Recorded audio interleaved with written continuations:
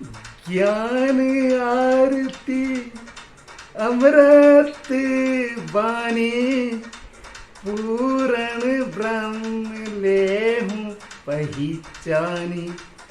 ज्ञान आरती अमृत बानी, पूर्ण ब्रह्म लेहूं पहचानी। जाके हुक्म पवन हो पानी, वहाँ की गति कोई विरले जानी।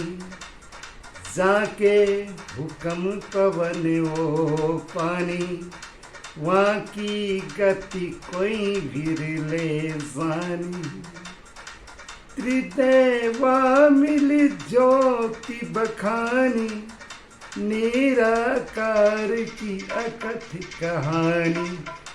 ज्ञान आरती अमृत बानी, पूर्ण ब्रह्म लेहूं पहचानी। ज्ञान आरती अमृत बानी, पूर्ण ब्रह्म लेहूं पहचानी।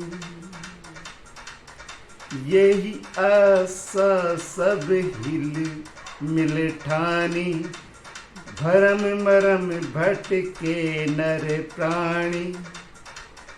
यही आशा सब हिल मिल ठानी, ब्रह्म मर्म भटके नर प्राणी। दृष्टि बिना दुनिया पुरानी, साहिब छाड़ी जम हाथ बिकानी। साहिब छाड़ी जम हाथ बिकानी। ज्ञान आरती अमृत बानी, पूर्ण ब्रह्म लेहूं पहचानी। पूर्ण ब्रह्म लेहूं पहचानी। सकल सृष्टि हम ही उत्पानी, सील संतोष दया की खानी। सकल सृष्टि हम ही उत्पानी, सील संतोष दया की खानी। सुख सागर में करो स्नाना, निर्भय पाओ पद निर्वाणा। सुख सागर में करो स्नाना, निर्भय पाओ पद निर्वाणा। कहे कबीर सोई संत सुजाना, जिन जिन शब्द हमारो माना। कहे कबीर सोई संत सुजाना, जिन जिन शब्द हमारो माना। ज्ञान आरती अमृत बानी, पूर्ण ब्रह्म लेहूं पहचानी। ज्ञान आरती अमृत बानी, पूर्ण ब्रह्म लेहूं पहचानी। भावार्थ, इस अमृत तुल्य वाणी को ध्यान से सुनो, समझो और अपने पवित्र हृदय में ज्ञान से जुड़ जाओ। पूर्ण ब्रह्म परमात्मा को पहचानो और इससे जुड़ जाओ, जिसकी आज्ञा में पवनादि तत्व उसके यथार्थ भेद को कोई बिरला ही जानता है। ब्रह्मा, विष्णु और महेश, इन तीनों देवताओं ने निराकार ज्योति स्वरूप की अखंड कहानी का बखान किया। उससे सब लोगों ने हिल मिलकर उसका दर्शन पाने की आशा ठान ली। इस प्रकार भ्रम कर सब लोग भटक गए।